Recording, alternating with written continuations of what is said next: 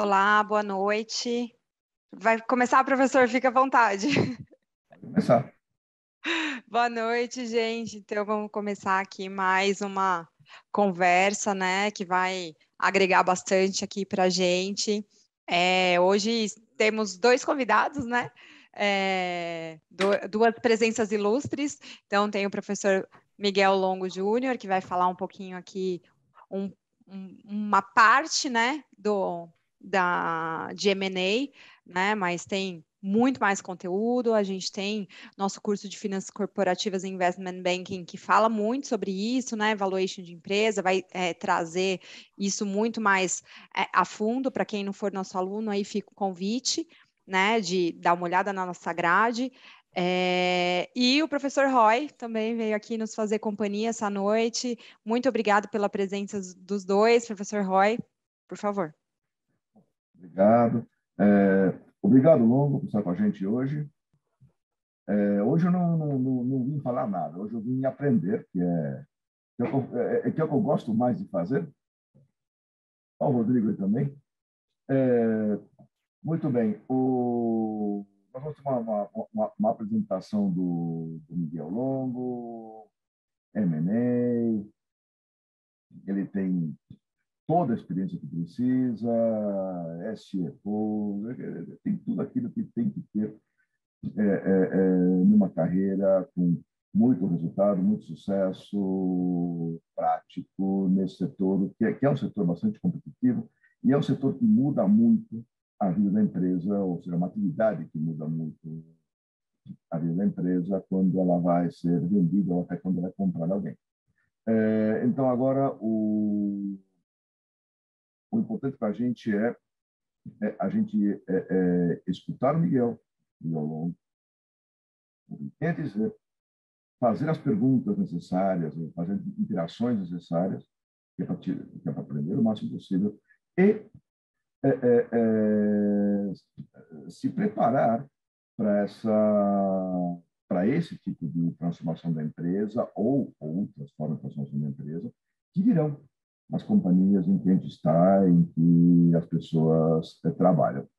E se preparar para, eventualmente, também participar disso, porque não fazendo a transformação, fazendo ou participando do processo de empresa, de compra de alguma, ou intermediando, ou trabalhando na integração pós-aquisição, que são sempre atividades muito interessantes e nas quais a gente aprende muito e cresce muito profissionalmente. Tá? Depois, naturalmente, hoje temos uma discussão interessante que exige que as pessoas tenham um conhecimento importante na área de finanças. Para quem precisa aprofundar esse conhecimento, para muitos isso é verdade, a gente recomenda sempre fazer um curso de finanças no tema, tá? No tema que você vai trabalhar, especificamente nesse tema, temos finanças corporativas, investment banking, que aborda e vários detalhes e prepara para participar desse tipo de processo. Mas eu não vou falar mais, não. Eu quero passar a palavra diretamente para o Miguel. Miguel, obrigado, parabéns e vamos aprender. Ok. Obrigado, professor. Acho que primeiro, obrigado pelo convite. Gostei muito das tuas palavras de falar em aprendizado. Eu acho que isso tem que ser uma constante. Então, eu diria que desde o momento que eu optei por trilhar minha carreira em finanças, eu procurei adquirir aí os conhecimentos necessários para poder ser um bom CFO, tá? E aí o que eu falo um pouco, acho que também tem uma contribuição a dar para isso, é o que eu chamo de um CFO de escopo completo, tá? Ou seja, ele vai passar por contabilidade, vai passar por FP&A, vai passar por finanças corporativas, vai passar por gestão de liquidez, vai passar por funding e vai acabar quase que certamente na parte de gestão de pessoas, tá? Eu acho que uma coisa que aconteceu, que com certeza todos sentiram, é que a função do CFO mudou muito ao longo desses últimos anos e hoje ele é muito mais participativo do que ele era há algum tempo atrás, tá? Então, acho que só para contextualizar um pouco da minha experiência nesse segmento específico, né, de M&A, eu diria que eu conduzi algumas operações relevantes, tá, dentro da minha carreira, e aí operações que variaram entre um ticket do deal entre 10 milhões de reais, o menor dele, até 750 milhões de dólares, o maior deles. Tá? E acho que o ponto importante aí, como você bem colocou, é que não se trata somente de finanças. Tá? Eu acho que a parte financeira ela é importante, sem dúvida, ela é que faz todo o embasamento, perdão, mas no final do dia você acaba, quando lida com um processo como esse, lidando com uma quantidade de habilidades que você tem que dominar e utilizar para fazer esse processo de forma bem conduzida, muito ampla mesmo, e é isso um pouco que eu quis colocar na pequena apresentação que eu fiz, e é isso um pouco que eu vou querer discutir com todos e apresentar um pouco da experiência com vocês. Bom, eu gostaria de passar, Cíntia, para a apresentação que a gente preparou. Se você pudesse colocar na tela, por favor. Só um minuto, professor.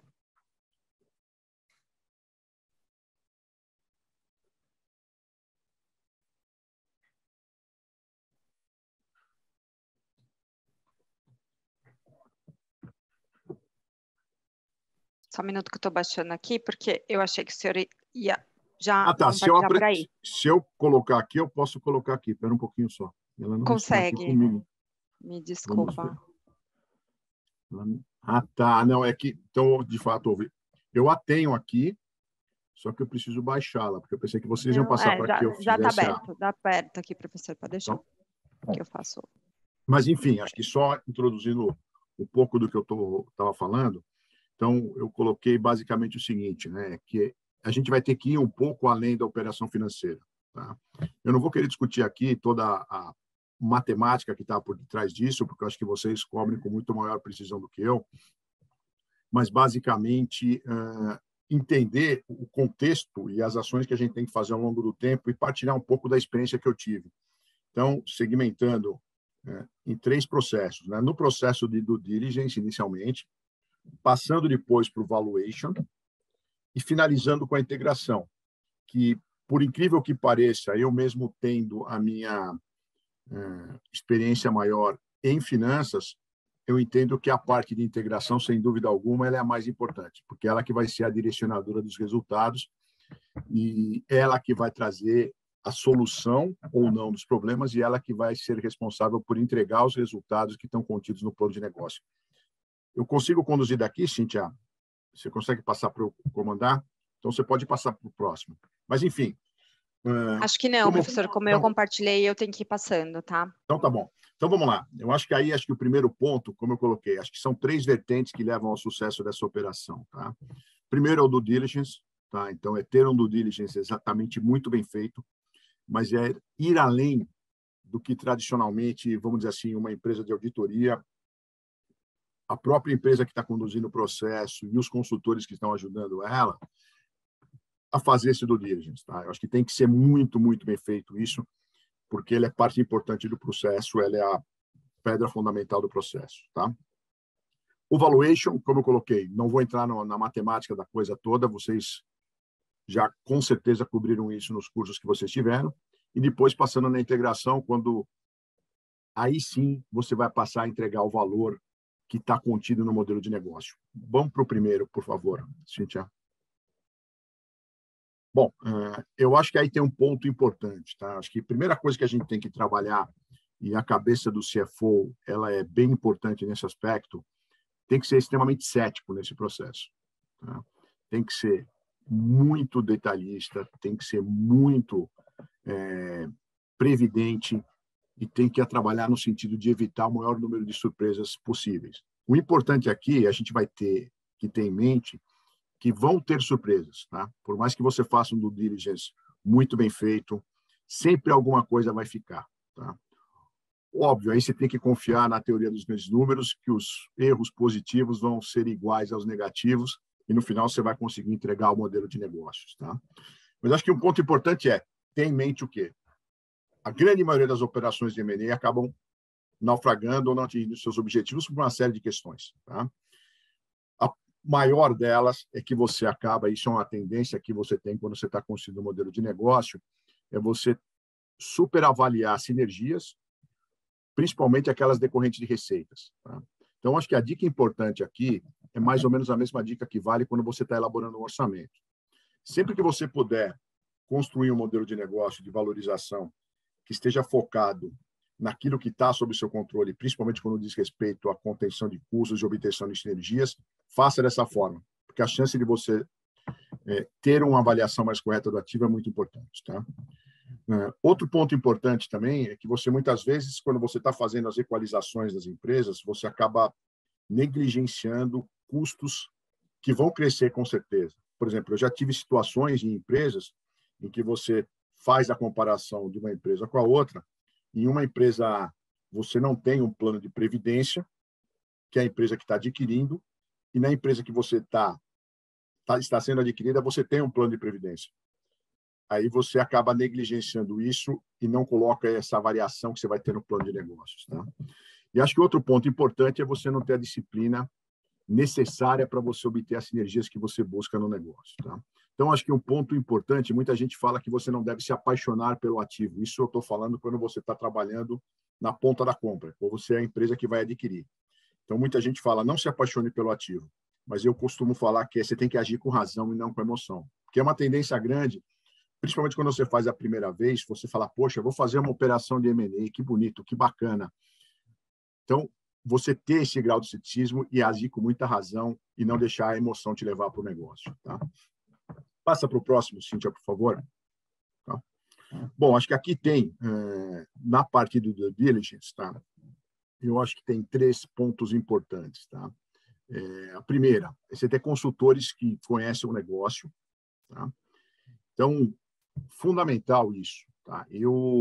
Você ter uma auditoria, uma consultoria que conheça o negócio, que tenha a prática do negócio. Tá? Porque se você não tiver isso, o que vai acabar acontecendo? Muitas vezes, você vai ter que fazer com que o teu auditor ou o teu consultor, você tem que ensinar para ele o negócio. Isso vai fazer com que você perca muito tempo. Tempo e qualidade. Tá? Eu, por exemplo, na minha experiência, aí no caso eu estava participando na venda de uma empresa e uma das Big Four colocou um auditor para fazer a auditoria de due diligence comigo, que ele não conhecia o segmento, e era um segmento altamente transacional. Então, quando você tem um segmento altamente transacional, que você tem que entrar nas entranhas do sistema para entender o que está acontecendo, se você não tem alguém que conheça o sistema, você pode ter um problema sério, que foi o que acabou acontecendo comigo. Especificamente, ainda, o que acabou acontecendo é que essa experiência, né, essa falta de experiência, fez com que o deal atrasasse e ele ficou praticamente pronto às vésperas do início da pandemia. Conclusão, o próprio comprador acabou retirando a oferta. Tá? Então, acho que é muito importante você ter alguém que conheça, tá? Que conheça os meandros do negócio, como você, empresa, opera e como o próprio segmento opera.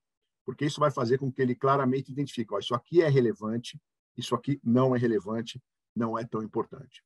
Acho que aqui muitos de vocês já viram aqueles relatórios de due diligence da auditoria, que vem lá a normalização de EBITDA, vem os pontos que a empresa não está fazendo corretamente, sejam eles trabalhistas, sejam contábeis, sejam tributários, e vem toda aquela equalização. Mas muitas coisas, na verdade, a hora que você começa a entrar no detalhe, você vê o quê? Olha, isso são práticas do negócio, a gente sabe da complexidade que você tem da parte tributária aqui no Brasil, então você tem que ter um auditor que conheça isso, um advogado que conheça as práticas do negócio para você não poder ficar fora do negócio. Tá?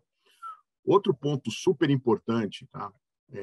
No due diligence, você não tem que se ater somente à parte contábil e jurídica.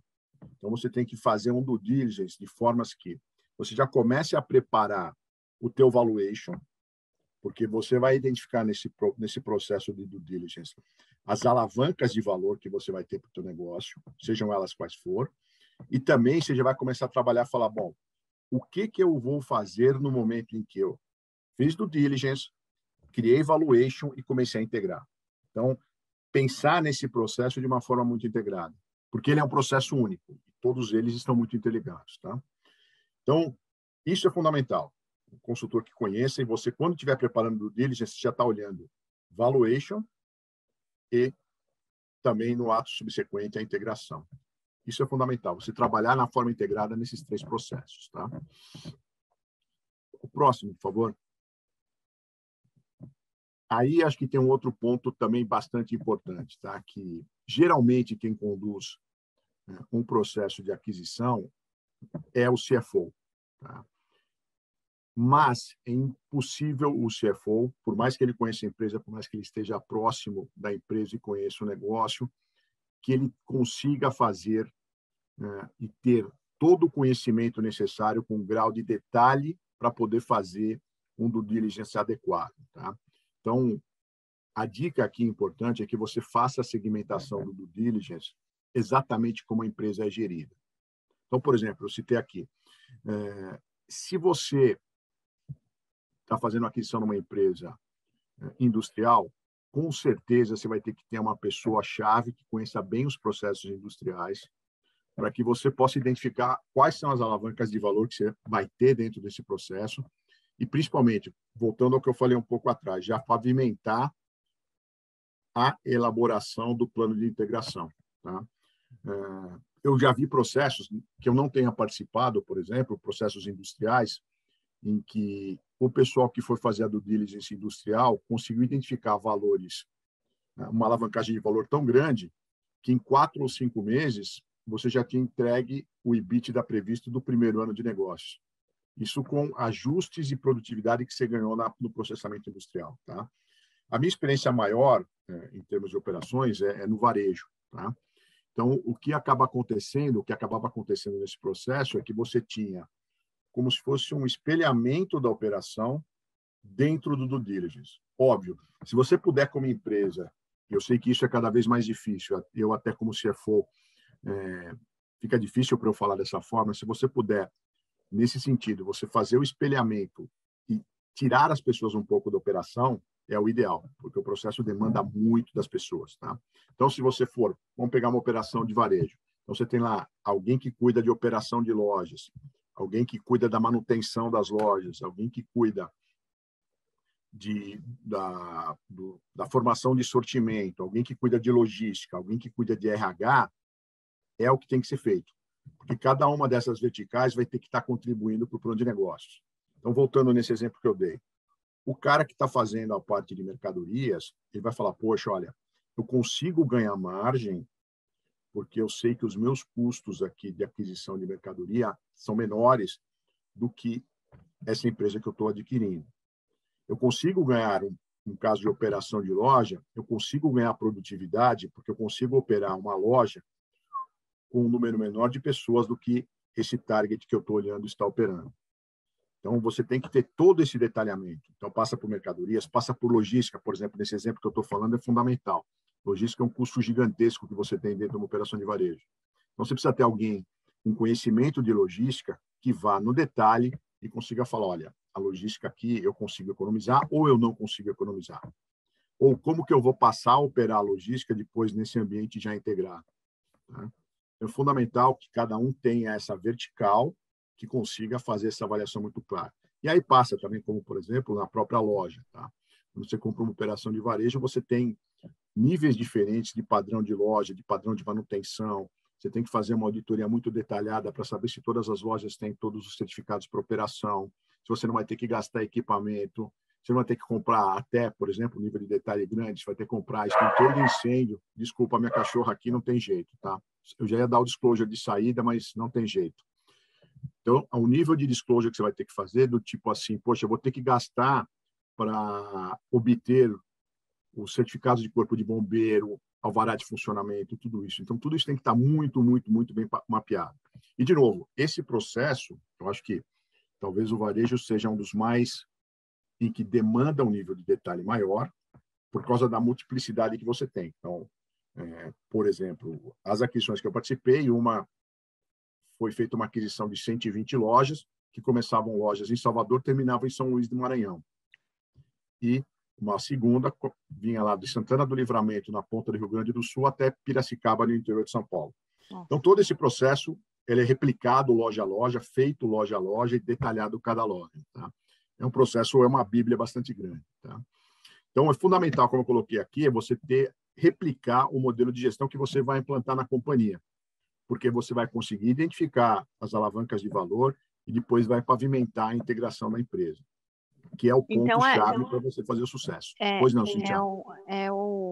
Assim, um ponto bem importante é você ter uma pessoa que conhece o seu negócio, né, para que você possa, né, para que ela possa ver os pontos de melhoria e os pontos positivos, claro, nesse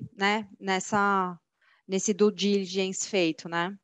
Exato. Eu acho que, de novo, tem que além, se você contrata um auditor, o auditor vai vir lá com os demonstrativos contábeis, contrata um advogado que vai te trazer lá a lista de pendências jurídicas de ações civis, trabalhistas, tributárias que a empresa tem, mas não é só isso. Acho que essa parte é a parte mais fácil. Tá? Como eu te falei, você contrata um auditor que conhece o negócio que ele pode te ajudar, contrata um bom advogado, que seja diligente, e que ele vai te trazer tudo isso pronto. Mas o grande ponto de tudo isso é você entender o negócio, mergulhar no plano de negócios, entender os números que a companhia está te fazendo. Hoje, vamos dizer assim, é um negócio muito mais fácil, né? Porque está tudo digital. Óbvio, tudo na vida tem prós e contras. A hora que você tem a parte digital, você acaba não tendo a facilidade de ter contato com a empresa que está sendo vendida, com os profissionais da empresa que estão sendo vendidos, que está sendo vendida, para você poder também extrair informação deles. Tá? Mas a função do financeiro, a função de quem coordena o processo de aquisição, ela vai muito além disso. Tá? Receber os relatórios de auditoria, de advogados, é fácil, dá trabalho, você tem que ler tudo aquilo, tem muito tempo para dedicar, mas você entender o negócio, aonde ele está, e principalmente para onde você quer levá-lo, em termos de standard de operação, em termos de standard de produtividade, de força de vendas, eventualmente conseguir entender o que você pode perder de venda. Eventualmente, você tem até alguma interferência de CAD, isso é bastante comum também em operações muito grandes, em que você acaba tendo que sacrificar um pedaço do negócio. Tá?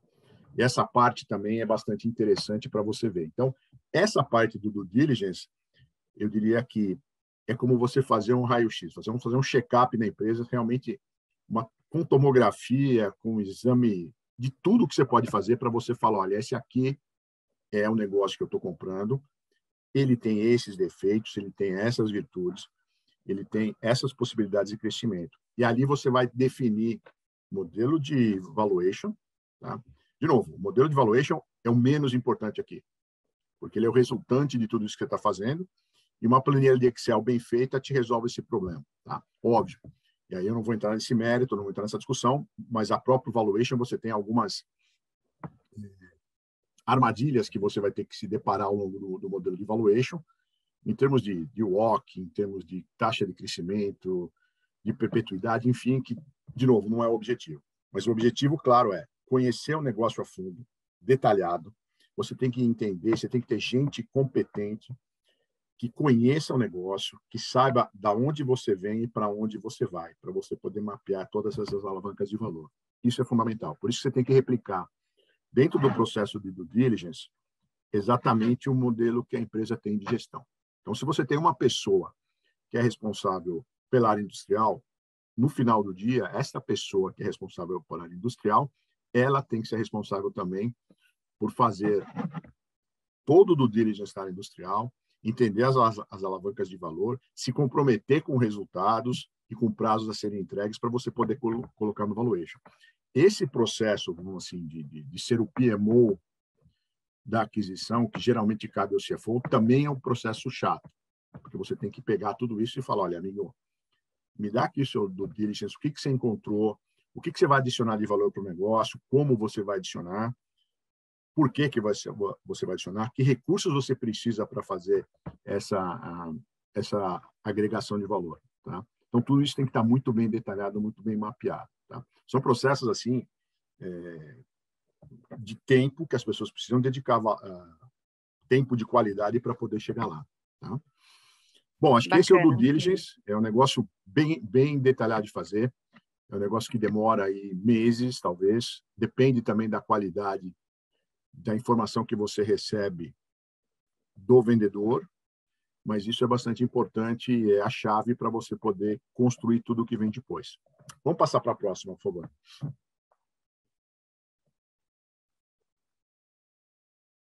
Bom, aí acho que tem o valuation. Né? Acho que a primeira mensagem importante que eu tenho para dar aqui, e eu tenho certeza, eu felizmente não passei por esse problema, mas eu tenho certeza de que muitas empresas, por desconhecer ou por não ter tempo para fazer esse processo, elas acabam entendendo que o valuation é um ponto do banco de investimento. Tá? O valuation do banco de investimento, ele é só a planilha de Excel. Ele vai te trazer os números, e assim, entre nós, tá? Eu já peguei muito erro de banco de investimento em planilha de Excel. E tenho certeza que todo mundo que entrou no detalhe pegou também, tá? Mas o banco vai te fazer isso, ele vai te ajudar, ele vai te trazer um monte de dados, vai te trazer comparáveis de mercado, de deals que foram feitos com transações similares, tá? Mas o mais importante aqui é o seguinte, a empresa é a dona do valuation. O que acaba acontecendo é o seguinte, o banco de investimento, ele vem, muitas vezes, ou na grande maioria das vezes, ele tem lá um FII de sucesso, e ele quer mais é que a operação seja concluída. Se a operação vai ser boa ou ruim, não é problema dele. Ele vai fechar, vai pegar o FII e tchau. E acontece muito também, não é a situação que aconteceu comigo em empresas multinacionais, porque eu acho que as empresas que eu trabalhei, talvez o processo de M&A dentro das empresas que eu trabalhei, talvez seja o melhor processo financeiro que eu conheci. O que acontece muito em multinacionais é a parte de M&A fica centralizada na matriz. Tem lá 3 ou 4 MBAs que sabem fazer o negócio. Aí o cara pega o avião, desce em Guarulhos ou desce onde for, vem de pastinha na mão, passa aqui 2, 3 semanas, faz o negócio, volta no avião. Sobra para quem? Para quem está aqui no país administrar o problema. Tá? Se você for fazer uma pesquisa disso, você vai encontrar centenas de casos desse. Que a empresa pagou mais do que devia, não planejou a integração, não fez o due diligence adequado, deu problema. Tá? Então, o mais importante aqui é o seguinte, você, empresa, seja quem quer que esteja coordenando o processo, seja o CFO ou seja o CEO, a empresa que está adquirindo, quem entrega o resultado, quem vai ter que entregar o resultado, quem vai ter que entregar o plano de negócios, é que é o responsável pelo modelo de valuation. Tá? Só um detalhe. Tá? Eu, por exemplo, como eu falei, eu fiz várias. Uma delas, eu citei há pouco, é uma empresa que estava no Nordeste. Isso fez com que eu saísse de São Paulo e fosse morar em Recife. Por quê? É o justo, se você for olhar. Eu chego lá na matriz, bato na porta da matriz e falo, senhor tesoureiro, senhor CFO, me dá aqui um dinheirinho que eu quero comprar uma operação no Brasil. Nada mais justo do que a empresa virar para mim e falar, Miguel, óbvio, eu estou personificando em mim, mas não sou eu que fiz isso, é um grupo de pessoas. Mas nada mais justo que essas pessoas que vão à matriz pedir dinheiro, o CFO global ou o tesoureiro global fala, tá bom, meu amigo, você veio aqui pedir dinheiro, então você vai lá sentar no banco e você vai me trazer o dinheiro de volta. Então, isso é uma experiência muito correta de ser feita, que, novamente, não são todas as empresas que fazem. Tá? Então, isso é muito importante. Tanto que eu coloquei aí, meu último ticker aí, que quem é o responsável pela preparação do modelo é o que tem que fazer cumprir o modelo de negócio e executar as iniciativas estratégicas. Tá? O cara que monta o modelo de negócio, ele tem que falar, legal, olha, eu vou ter que fazer isso porque vai me trazer esse benefício, vou ter que fazer dessa forma, e nesse tempo, e também vai ser uma condição precedente para implementar outras coisas que estão para a frente. Tá? Então, isso é importante. Então, esse modelo econômico ele tem que estar muito bem suportado por sinergias mapeadas e principalmente controláveis. Por quê? Porque partindo daí, na última fase, que é justamente a integração, ela tem várias nuances, mas ela tem uma nuance muito forte de um PMO, de ser um gestor de projetos. Tá? Que é chato, você não tem um programa de popularidade para isso, mas é a parte fundamental para você fazer o negócio funcionar. Tá? Então, acho que isso é importante. Vamos passar para a próxima, por favor. Só te interromper um pouquinho para te dar toda a razão. não é só uma questão de por exemplo, no nosso programa, o curso que eu mencionei, tem a parte técnica, se aprende a fazer, fazendo, aprende certinho e compreende a parte técnica do processo de, inclusive, valuation e vários outros processos em finanças. E, na minha opinião, isso é bastante complexo. Sabemos nós que isso não é o todo. Também tem que saber negociar, também tem que saber liderar, também tem que saber gerir mudança. E tem que estar atualizado em um monte de temas correlatos para conseguir fazer essa operação dar certo e outras. Sim. O mundo não é só M&A. Claro, então, claro. O que a gente faz no curso, a parte técnica, só para você ter uma ideia, tá? A parte técnica faz parte do programa, obrigatório, faz todos os exercícios, planilhas, tudo. Mas, como a gente sabe que isso não é o todo, também tem uma parte opcional que a pessoa faz se quiser, tá? E ela é síncrona, a pessoa interagindo, para lidar com uma série de questões de habilidades e conhecimentos que são gerenciais, são interpessoais. Senão você não vai. Quer dizer, vai, mas não é suficiente. Não, isso perfeito. faz falta também. E daí, o objetivo disso é que a pessoa fique mais completa, porque a parte técnica a gente dá no curso, e o restante são 50 tantos, 70 tantos eventos no ano, tá? Não só comportamentais, como de atualização que aconteceu agora, o que está acontecendo este ano, sobre todos os temas. Tá? Isso tem no programa também, mas é como opcional. E a pessoa, com isso, depois ela sabe que não vou já. Mas, sem dúvida, Roy, isso é chave. Isso é chave. E é um processo duro para o profissional fazer. Tá? Então, como eu falei, eu fiz 2 aquisições na mesma empresa e eu, na primeira onda, que foi a operação que foi feita para Recife, foram por volta de 15 ou 16 profissionais, incluindo eu.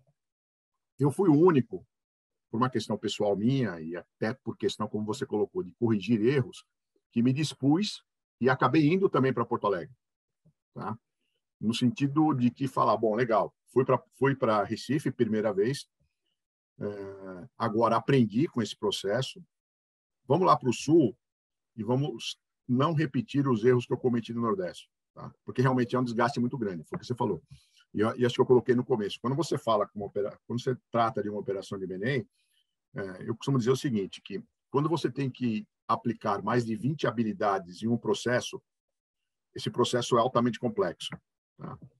E essa operação de M&A, ela está dentro desse grupo. Tá? Porque você olhar do dia a dia, você medir do dia a dia, você questionar do dia a dia, às vezes até a forma como você se veste é questionada também, para você se adaptar à cultura da empresa. Então, tem um ponto que eu vou colocar lá na frente, que é justamente entender a cultura da empresa para você fazer uma adaptação mais adequada para isso. Tá?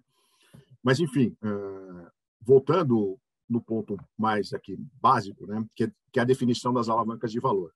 Quando você vai fazer as alavancas de valor, onde você vai tirar valor da operação, exatamente isso. Você vai ter que definir alavancas em que você possa medir claramente, quantificar claramente, colocar data e responsável para cumprir. Porque é impossível uma única pessoa cuidar de fazer todo esse processo, de fazer o acompanhamento de tudo isso, ou fazer a geração de valor todo. Tá? Por isso que vem na sequência. Você define o espelhamento da estrutura, faz o due diligence, define as alavancas de valor e vai para a terceira fase, que é entregar o valor. Tá? Então, isso é super importante. Por isso que eu coloco como último bloquinho do valuation, é definir e distribuir os objetivos. Tá? Então, antes de você assinar o contrato, você já tem que ter um contrato interno de falar, olha, operações, você vai me entregar isso dessa forma, com esse valor. E por isso que RH, é tão importante eles participarem de todo o processo, né, professor? Perfeito, perfeito. E você tem RH, você vai fazer isso, assim, assado. Logística, essa vai ser sua entrega dessa forma em tal prazo. TI, é isso que você vai ter que fazer. E é óbvio, você tem uma parte mais soft, por exemplo, de integração de processos financeiros. Tá? Eu, no caso específico, quando as aquisições que foram feitas, em parte delas você vinha a necessidade de fazer a contabilização usando o US GAAP, e você pegava uma empresa que não tinha o US GAAP. Tá? Hoje, esse problema já não é bem menor, por causa do IFRS, tudo convergindo bastante mais facilmente. Ainda assim, você tem que fazer toda aquela parte de PPA, né, do Purchase Price Adjustment, toda essa parte que é mais contábil, tá? Que dá um trabalho danado, dependendo do tamanho da empresa que você está adquirindo. Tá? Mas o mais importante é, nesse processo, quando você justificar um valor pago, você ter todas as alavancas de valor para você poder falar, olha, esse é o valor que eu estou pagando e daqui que ele vai sair. Tá? Que as empresas costumam não fazer isso. Tá? Porque no final do dia, a operação de M&A, o que acaba acontecendo? Você tem uma zona de convergência em que você tem um preço mínimo o qual o vendedor topa pagar e o preço máximo que o comprador topa pagar. Se você tem uma zona de convergência entre essas duas bandas, aí você começa a falar, legal, tem um negócio, vamos agora, começa a brincadeira do estica e puxa para você tentar posicionar o preço numa posição que caiba para todo mundo e você vai estar justificando esse valor. Tá? Bom, acho que em termos de valuation é isso. Acho que o principal ponto do valuation. A empresa é a dona do valuation. O banco de investimento, ele te ajuda, mas ele não é o responsável, porque ele não vai pagar a conta. Eu entendo aqui, muitas vezes, que o banco de investimento ele acaba sendo importante, se você for tipo, uma empresa de capital aberto, para justificar para o mercado, eu paguei tanto, mas olha, foi o banco XYZ que me referendou. Eu tive uma operação específica que não foi em empresa multinacional, foi numa empresa local, que eu já vinha trabalhando o target há algum tempo. Depois, no finalzinho, a gente optou por incluir um banco de investimento. A hora que eu mostrei o valuation que eu havia feito, e depois do due diligence, o valuation que o banco de investimento havia feito, tinha uma diferença de menos de 3%. Tá? Serviu para referendar aquilo que nós já conhecemos do negócio. Tá? Bom, vamos partir agora para a parte que eu acho que é a mais divertida, apesar de eu ser CFO, essa para mim é a parte mais divertida, tá? Que é a parte da integração. Tá? Acho que a gente tem uma certeza aqui que é fundamental. Assinamos o negócio, todo mundo celebrou, tem o Tombstone, tem o Closing Dinner, todo mundo bateu palma. Agora começa o problema. Tá? Vão haver surpresas. Tá? Vão ter surpresas. O que vai variar é o tamanho delas e o vetor, como eu coloquei logo no começo. Se ele vai ser positivo, ou seja, vai vir adicionando valor para a empresa, ou vai ser negativo. Tá? Mas vão haver, sem dúvida alguma. Tá? E aqui tem um ponto importante. Tá? Voltando a um pouco da técnica do negócio, da perpetuidade. Se você, de saída, comete um erro na integração e na agregação de valor, esse valor se perpetua. Esse problema se perpetua. Porque você, a zero de jogo, fez um erro que muitas vezes você não vai conseguir voltar ao ponto de partida no começo. Tá? Então, acho que indo para a parte da integração, tá? Acho que o primeiro ponto é conhecer a empresa por dentro. Tá? A gente tem que conhecer fundamentalmente a empresa por dentro. Tem que usar tudo que tem de informação disponível. Se for empresa pública, hoje, com o Google, você consegue tudo, tá? Mas principalmente como ela pensa, como ela age, a cultura que ela tem, seus valores e principalmente como ela está, o humor da operação. Tá? Eu, assim, nos processos que a gente fez, um deles a gente pegou uma empresa em que a moral não estava legal. Tá? Foi muito mais difícil você implementar as alavancas de valor. Por quê? Porque é um processo de venda que era muito longo. Então, esse processo de venda, quando é muito longo, ele costuma trazer maiores problemas, porque você pega a empresa com um moral um pouco mais baixo. Então, para você reverter esse processo é muito mais difícil. Ao passo que se você pegar um processo que aconteceu rapidamente, meio, às vezes, inesperadamente, para você conseguir gerar valor é muito mais fácil. Tá? E aqui tem alguns detalhes importantes, tá? Voltando um pouco do que eu falei em termos de correção de rota. Tá? Uma das empresas que a gente adquiriu, como nós não mudamos branding, não mudamos a parte de nomenclatura de lojas, esse tipo de coisa, a gente não se preocupou em mudar o crachá dos funcionários. Né? Mas aí, em um determinado momento, a gente chegou na conclusão do seguinte: você não mudar o crachá dos funcionários faz com que eles não tenham a percepção que eles estão pertencendo a essa empresa nova. Tá?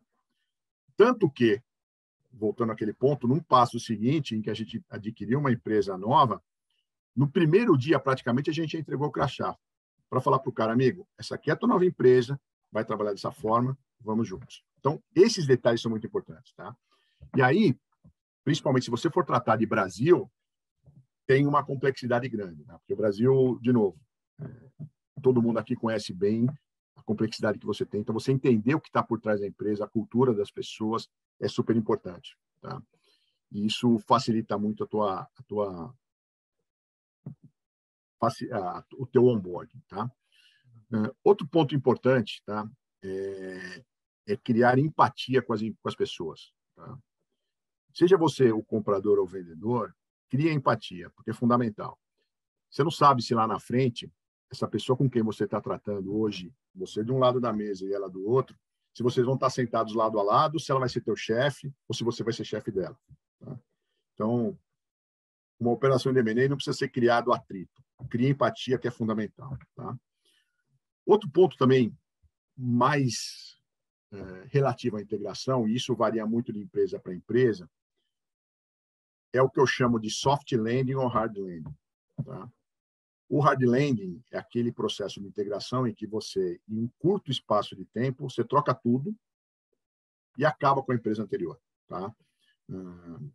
Eu, por exemplo, a operação de M&A não fui eu que fiz, mas eu participei da integração. Tá? Acho que a grande maioria aqui não deve conhecer, mas a General Electric, ela tem um braço financeiro chamado GE Capital, que esteve aqui no Brasil final dos anos 90, começo dos anos 2000, e ela adquiriu um pequeno banco brasileiro aqui e ela fez o hard landing.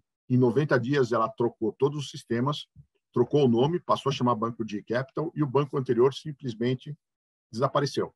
Ela ficou com as pessoas que lhes interessavam por uma série de questões, mas basicamente ela comprou a casca da empresa e pôs dentro tudo aquilo que era GE Capital. Então, isso é o que eu chamo de hard landing. Se você tem uma aquisição em que você está comprando uma empresa, e isso acontece com muita frequência, você tem empresas menores comprando empresas maiores, aí você tem que ser, quase que com certeza, fazer o soft landing. Tá? Ou se você tem a aquisição de uma empresa que ela é mão de obra intensiva. Tá? Aí não tem jeito. E, óbvio, isso tem fatores mercadológicos, tem fatores de reconhecimento de marca, que fazem com que você mantenha a empresa funcionando. Mas isso é algo que você tem que também ter em mente quando você vai fazer a integração. Que tipo de abordagem você vai ter na integração. Tá? Acho que ainda aí para o último ponto, tá? É o que eu chamo de monitorar a evolução. Você pode passar, Cíntia, por favor?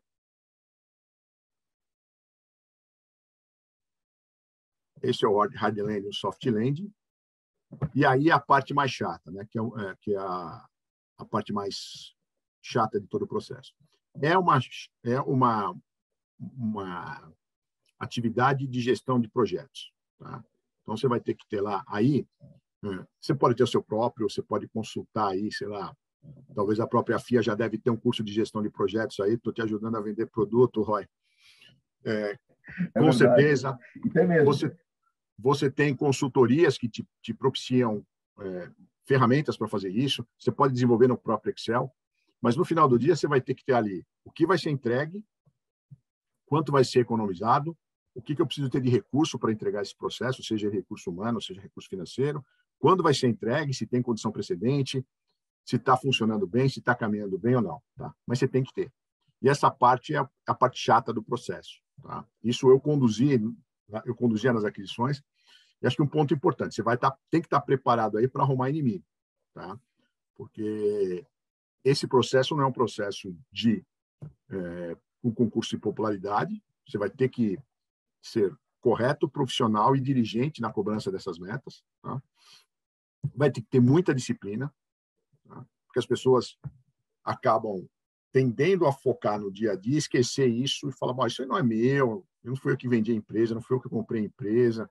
Então, você vai ter que ser meio chato de falar, cara, legal, mas lembra lá atrás que você falou para mim que você ia entregar esse resultado, está aqui, está assinado, então agora você vai ter que entregar. Óbvio, como eu falei, vão ter surpresas, vai ter momentos que vai chegar e falar, tá bom, olha, você não me entrega mais isso, você descobriu alguma coisa que não pode, então, por favor, me traga algo de volta. Porque você, como CFO, foi o que eu falei no começo, no meio. Você vai lá, vai pedir dinheiro e você vai ser o responsável por entregar esse dinheiro de volta para o acionista. Tá? Então, você vai ter que ser o chato da hora para fazer todo esse processo funcionar. Tá? Mas fundamental, como eu coloquei aí, é você ter disciplina, disciplina e disciplina. Tá? E, com certeza, você vai ter falta de recursos. Isso você vai ter que lutar muito para ter recursos para fazer esse processo funcionar. E você vai ter que corrigir a rota. Tá? Mas sempre tendo em mente aquele retorno desejado e o qual você se comprometeu com o acionista. Tá? Então, aí que acho que o processo se fecha. Tá? Então, primeiro, você vai lá, faz o valuation, identifica as alavancas de valor, inclui elas no modelo de negócio que vai suportar a aquisição. E a parte mais importante, e que eu vou dizer uma coisa, eu tenho quase certeza, infelizmente eu não tive tempo na minha vida para estudar isso, mas eu acho que a grande maioria das empresas, ela negligencia isso. Tá? E não deveria, porque aí está o segredo de você entregar valor. Tá? Você cumprir essas metas, identificar claramente, colocar no papel e cumprir essas metas de entrega de valor. Tá? Se você não tiver essa disciplina, você vai estar jogando dinheiro no lixo. Bom, eu acho que é isso que eu tinha para passar para vocês. Obrigado pelo tempo e pela atenção. Então, vamos lá, professor, vamos começar com as dúvidas aqui, com algumas perguntas. E aí, essa daqui eu acho que vou até incluir o professor Roy para dar a opinião dele aqui a respeito disso. O Luiz, ele perguntou, vista a importância do processo, se vocês têm alguma melhor prática para cumprimento do compliance dentro do diligence e como lidar com os times internos. É interessante ter um NDA interno. NDA eu não sei o que significa, mas vocês devem saber. Então, essa é a pergunta aí do Luiz. Ótima pergunta, tá? Sim, tem que ter um NDA, tá? Na verdade, como eu falei, nos processos que eu participava, quando a gente chamava a pessoa para entrar na sala, na porta já tinha um NDA para ela assinar, é o Non-Disclosure Agreement, né? O contrato de confidencialidade. Então, esse compliance tem que ser cumprido, é fundamental. E na porta a pessoa já entrava, entregava para mim o NDA assinado, ou então voltava se não quisesse assinar, tá? E é importante. E, na verdade, assim, você lembrou um ponto importante, é até engraçado, tá? Eu, por exemplo, quando a gente fazia as aquisições, nós não levávamos business card, não levávamos nenhuma identificação da empresa, sequer fundo de tela de computador, tá? E eu, numa desses processos, era um processo competitivo, e tinha, na época ainda, o data room era físico, não era virtual como hoje. E eu embarquei num avião, sentei ao lado de um sujeito de um banco, que eu não vou falar o nome, e o cara abriu o book, o pitch dele completo, e ele estava mostrando tudo o que ele estava fazendo para um possível adquirente. A única coisa que eu lamento é que, no momento em que ele ia chegar no valor que ele pensava pagar, veio o serviço de bordo e ele fechou. Mas isso é um ponto importante. O detalhe que você tem que ter, o cuidado que você tem que ter com isso é muito grande. Tá? Então, sem dúvida, tem que ter NDA e tem que ter toda essa parte, esse cuidado. E mesmo assim, você não está imune à contraparte divulgar informações por questões que ele queira para fomentar mais negócio, esse tipo de coisa. Tá? Então, uma das operações que eu fiz, a gente foi com super cuidado, super critério, ninguém sabia. Por exemplo, a gente até não fazia o booking dos voos com o nome da empresa, fazia na pessoa física. E depois pedia reembolso. Mas no dia seguinte estava no jornal que essa empresa X estava na cidade para fazer a aquisição. Porque o vendedor tinha esse interesse para divulgar isso, para fomentar, para atrair mais compradores. Bacana. O IF, ele falou que ele está aprendendo português, ele chegou do Reino Unido agora, e aí ele perguntou da experiência de vocês, e aí, professor Roy, se quiser também falar da sua experiência, se encontrou algum desafio diferente aqui no Brasil, que seja exclusivo do Brasil nessa parte de M&A? Eu acho que é a parte tributária. Tá? A parte tributária é um problema gigante. Né? Óbvio que varia muito de acordo com cada segmento que você está trabalhando, né? Hoje eu estou no segmento de serviços, é bem mais simples, mas quando você vai para uma operação de varejo, por exemplo, que é uma loucura completa, é o que dificulta bastante a operação. E ainda assim, algumas práticas de negócio diferentes que você tem no Brasil. Tá? Então, por exemplo, falando de varejo, por exemplo, você tem aqui no Brasil uma prática que você não tem em local nenhum do mundo, que é você vender produtos em 10 vezes no cartão. Tá? Quando você faz a venda em 10 vezes no cartão, o que acaba acontecendo é o varejista ele recebe em 10 vezes do administrador de cartão, né? Do banco, do administrador de cartão. Então, isso acaba impactando o teu contas a receber. Quando você lida com isso, que você está falando de uma empresa multinacional, você vai falar, poxa, mas por que você está fazendo isso, Miguel?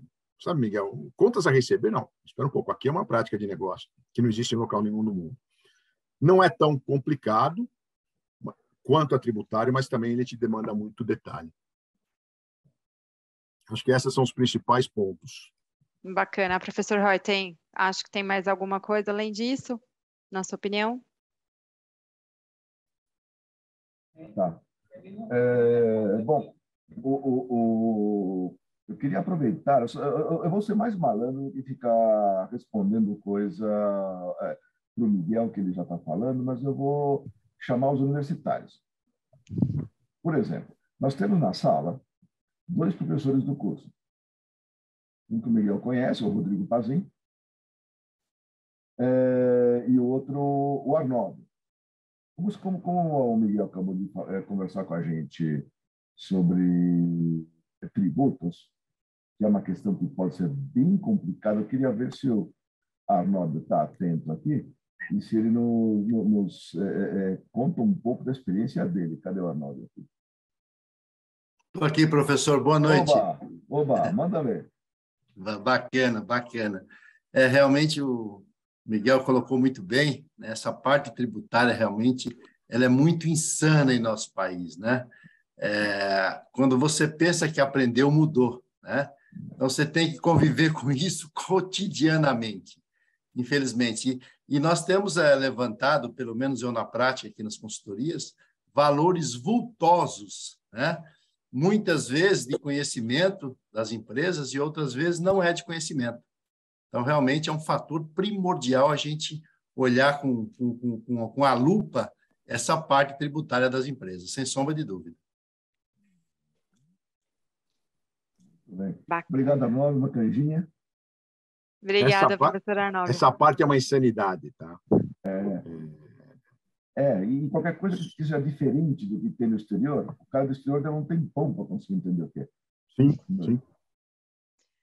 Então, o tributário ideal é igualzinho dos caras se der. O Rodrigo, você está no ar. O Rodrigo tem uma vantagem que ele tem um livro de M&A, aliás, 2. Tá onde, muito Rodrigo? Bem, professor. E com ótimo coautor, né? Bastante conhecido, né? E, enfim, temos uma questão tributária também, que são os incentivos fiscais, que nunca sabemos até quando eles vão durar, e a existência de empresas dentro do mesmo grupo econômico com regimes tributários diferentes. Então, uma empresa no lucro real, outra empresa do mesmo grupo com outro sócio da família que é no lucro presumido, ou quando as empresas são menores, várias empresas no simples. E aí saber qual que é o lucro da empresa, a pergunta é o lucro da empresa para quem? Em qual regime? No regime que ele está operando, que às vezes consegue ter uma margem muito superior por conta destas adaptações, vamos chamar assim, ou um regime para uma empresa que vai trabalhar somente num único sistema, um único CNPJ, seja ele real ou presumido. E muitas vezes, quando você está avaliando uma empresa, fazer todos os exercícios para reclassificar o EBITDA, né? Sair do famoso EBITDA para o EBITDA ajustado, é realmente uma tarefa de gênio de finanças tentar obter um número mais próximo dentro da realidade tributária, seguindo a lei, e não dentro da realidade tributária da empresa, pois ela pode ter alguns furos. Então, muitas vezes, identificar esses furos antes da due diligence e ter aí uma forma, né, de tratar isso, como que se vai recalcular o valor da empresa quando a due diligence aparecer, é praticamente uma outra negociação, uma pré-due diligence e uma pós-due diligence, e muitos deals morrem neste momento. Às vezes por bem, às vezes nem sempre. Obrigado, Rodrigo. Você está onde fisicamente? Neste momento, na cidade de Cânia, na ilha de Creta, na Grécia. Muito bem. São 2h59 da manhã aqui e estou ativo.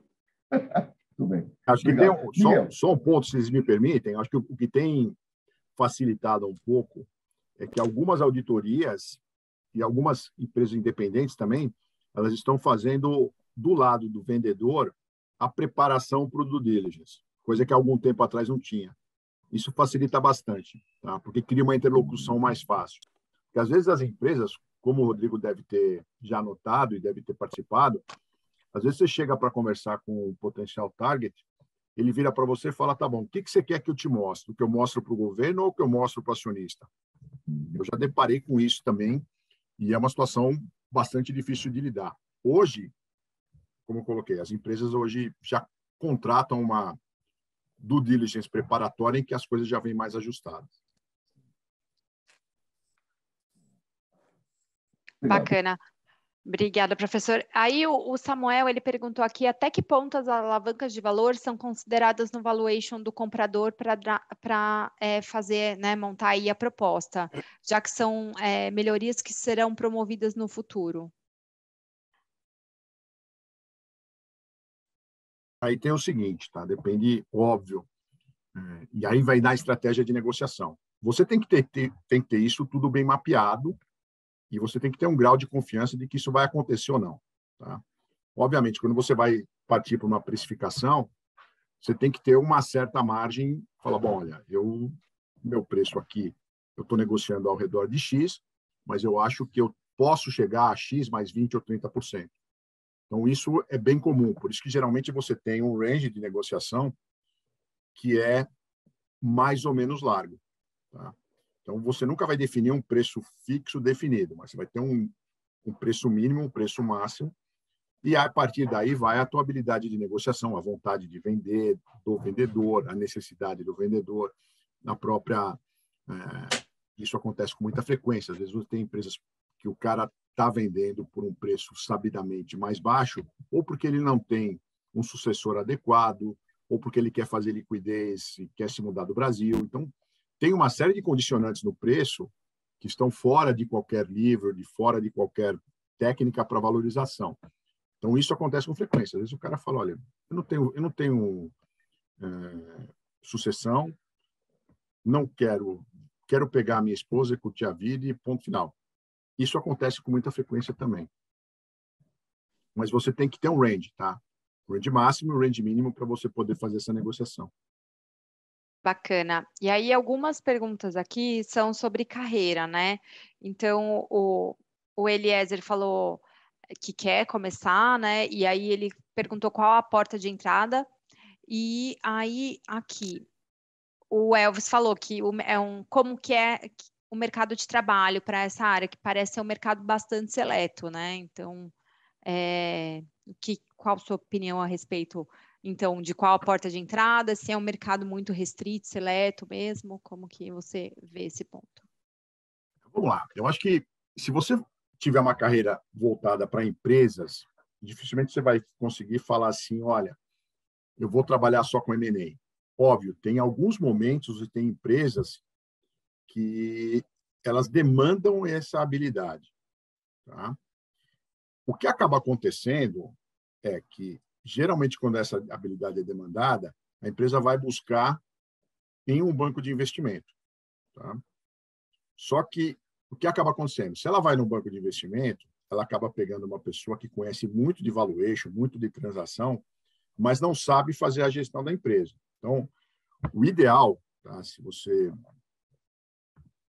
tentar achar uma empresa que consiga fazer isso. Eu tive uma oportunidade dessa, enfim, passei uma empresa, eu fui ranteado por essa habilidade. E nesse momento falaram, Miguel, eles estão te selecionando porque o termo que a pessoa usou é porque você é ambidestro. Ao mesmo tempo que você sabe fazer isso, você consegue administrar uma empresa. Tá? O ideal, óbvio, é isso, mas é uma oportunidade muito difícil de acontecer. Óbvio, tem empresas que têm lá um departamento de M&A, um vice-presidente de M&A, ocorre com frequência, mas, usualmente, isso é um ponto passageiro. Tá? A única empresa, dentre as que eu trabalhei, que tinha isso com frequência era a General Electric. Porque a General Electric, principalmente lá atrás, ela vivia de aquisições. Então, ela chegava a fazer, dentro do conglomerado todo, 300, 400 aquisições em um ano. Era uma máquina de adquirir, porque ela tinha um conceito de crescimento que ela não gostava de crescimento orgânico. O negócio dela era adquirir empresas. Ela adquiriu a habilidade, como eu falei, de comprar empresas, precificar e integrar. E, além disso, ela também adquiriu uma habilidade do seguinte, ela sabia que ela ia adquirir, vamos dizer, 100 empresas, 80 delas iam performar muito perto do que era o plano de negócios, 15 delas iam performar muito acima do plano de negócios e 5 delas iam performar muito abaixo. Então, era dentro da cultura da empresa falar, legal, olha, eu vou comprar 100, vou administrar, as 5 que não derem certo, não vou me preocupar. Vou tentar melhorar, óbvio, é parte do negócio, mas se não melhorar, eu não vou deixar de conduzir, eu não vou deixar de comprar 100 por causa dessas 5 que não deram certo. Então, é muito difícil uma empresa que tenha essa habilidade. Tá? Então, geralmente, se acaba desenvolvendo isso, você acaba tendo isso como parte da tua carreira de finanças. Tá? Ou, se você quer só fazer isso na vida, ou você vai para um private equity, ou você vai para um venture capital, ou você vai para um banco de investimento. Bacana. E aí, agora eu vou perguntar para o professor Roy. Professor Roy, como que os cursos preparam os profissionais para trabalhar e atuar nessa área de M&A?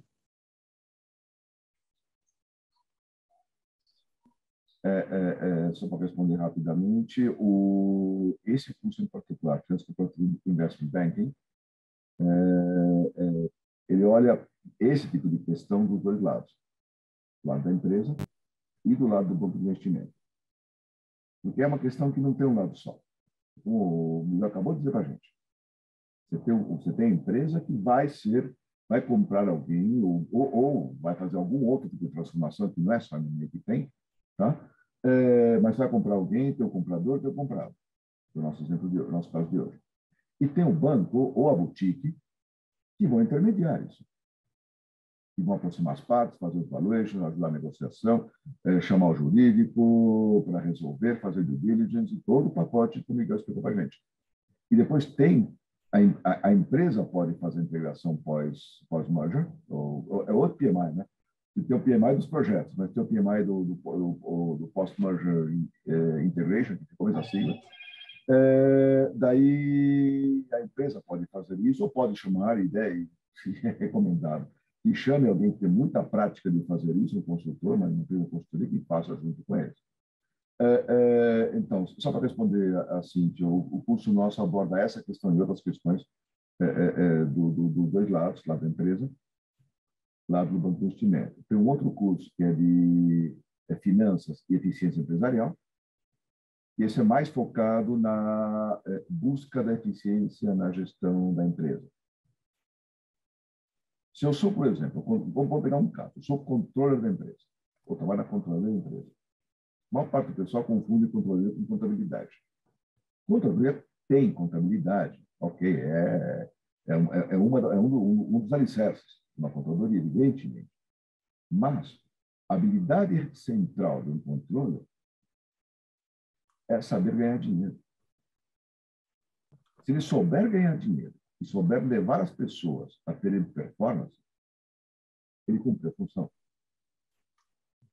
E quando você monta um orçamento, por exemplo, você tem que saber como é que essa empresa nesse setor faz para ganhar dinheiro. Ou para sobreviver, depende do caso. Ok? E é isso que o controle tem que saber fazer. Então, esse curso de eficiência empresarial é focado nisso. como é que fazemos a empresa ir bem. Ok? Que pega, digamos, o pré-aquisição e o pós-aquisição, é menos focado no processo em si. Ok?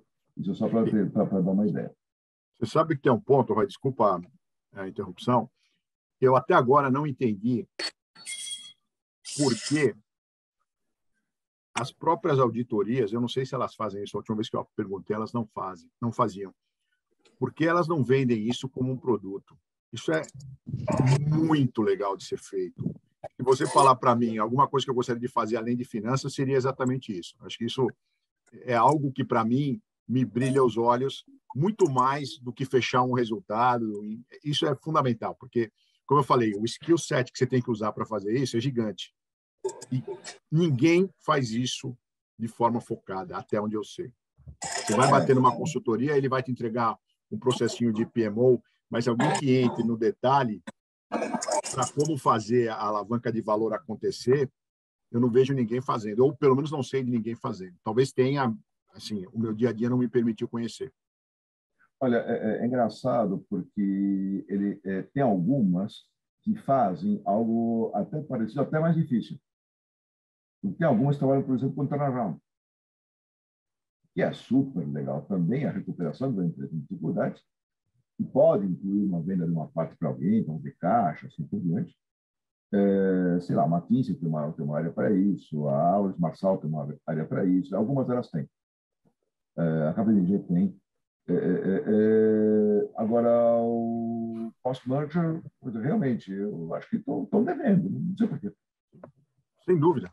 E vou te falar uma coisa, assim, a proximidade de algumas dessas que você citou, elas não acabam entrando no modelo de negócio, elas acabam não entendendo o negócio. Aí vamos dar o desconto. É difícil de fazer. Vamos dar o desconto nisso. Tá? Porque você ter pessoas que consigam entender é difícil. É complicado, porque a pessoa que você vai levar para fazer isso tem que entender do negócio sem ter os vícios de uma ou duas ou três experiências que teve no passado. Duas experiências não são imediatamente replicadas. Você tem que ter uma bela experiência no ramo e no processo. Encontrar essa combinação é difícil. Sem dúvida. Bom, papo ótimo. Passamos um pouquinho aqui, professor Miguel, me desculpa. Então, assistindo, tá? Eu fui aluna de produtos financeiros e gestão de risco. O que eu consegui retirar é que a gente precisa ter os dois lados, né? As duas visões. Então, saber muito bem dos processos da empresa que a gente trabalha, é um mercado de trabalho que não vai ter em todas as empresas, assim, né, uma área de M&A, então eu preciso saber um pouco de tudo, né, para que no caso de uma fusão ou uma aquisição, eu esteja preparado para participar dela, ou trabalhar numa boutique, num banco de investimento, num venture capital, enfim, né. Queria super agradecer. A gente tem mais algumas perguntas aqui no chat. Vou, então, pedir para o professor responder depois, mando para o professor e aí a gente responde por e-mail, tá? Queria super agradecer, professor, se quiser finalizar suas palavras do professor Roy. Para mim, foi super engrandecedor, assim, acho que para todo mundo que ficou aqui até agora também. Queria super agradecer sua prontidão em nos atender e em aceitar o convite, tá bom?